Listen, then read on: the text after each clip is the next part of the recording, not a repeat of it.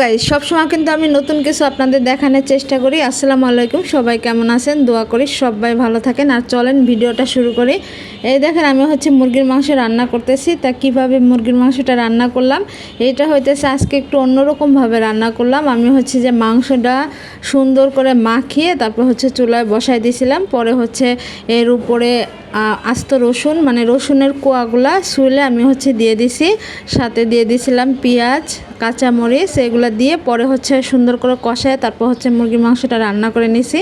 দেখেন কতটা লোভনীয় লাগতেছে। আসলে এক এক দিন এক এক রকমের করে রান্না করে খাইলে কিন্তু বেশি ভালো লাগে, একঘেয়েমি কোনো কিছুই কিন্তু ভালো লাগে না। এই জন্য আমি আপনাদের সাথে কিন্তু সবসময় নতুন নতুন কিছু শেয়ার করার চেষ্টা করি। একঘেয়েমি কিছুই আমার নিজেরও ভালো লাগে না, আপনাদেরও অবশ্যই আশা করতেছি ভালো লাগবে না। তা এই দেখেন মাংসের কালারটা কি সুন্দর হয়েছে, অনেক লোভনীয় লাগতেছে। আপনারা অবশ্যই জানাবেন যে কেমন হইলো, রান্নার কালারটা বা রান্নাটা দেখেন, দেখেই মনে হচ্ছে অনেক লোভ লাগতেছে। যাই হোক, লোভ লাগালাগি শেষ। এখন যে আমরা চলে যাচ্ছি মার্কেটে। চলেন সব কিছু দেখে আসি কি কি আছে। এই দেখেন, এখানে কিন্তু মেয়েদের অনেক কিছু আছে।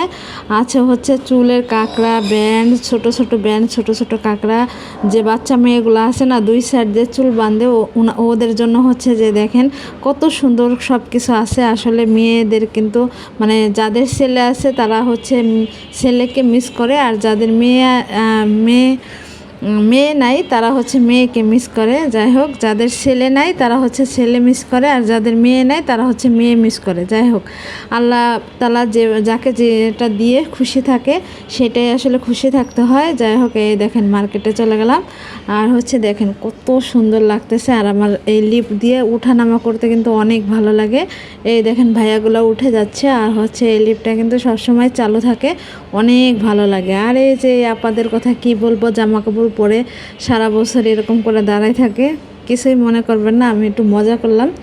আসলে ভিডিওতে মজা না করলে ভালোভাবে কথা না বললে তো আসলে বোঝা যায় না। আর এখানে ছিল অনেকগুলা ব্যাগ।